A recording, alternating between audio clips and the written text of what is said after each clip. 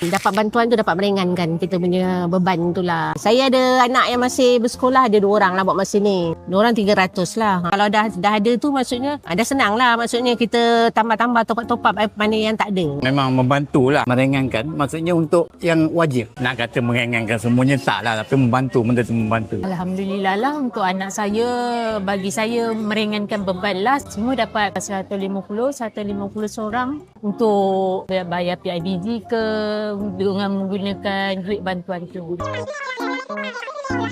Kita orang kena beli sendiri buku. Macam buku pinjaman ada, tapi bukan semua dia bagi. Macam baru ni kos dia dekat nak 300 juga beli buku aje. Diorang PIBG dalam 175. Yalah, untuk keperluan sekolah tu macam buku tu lah. Macam baju, sama ada beg. Keperluan dia seperti kasut, baju, PIBG lah untuk yuran sekolah.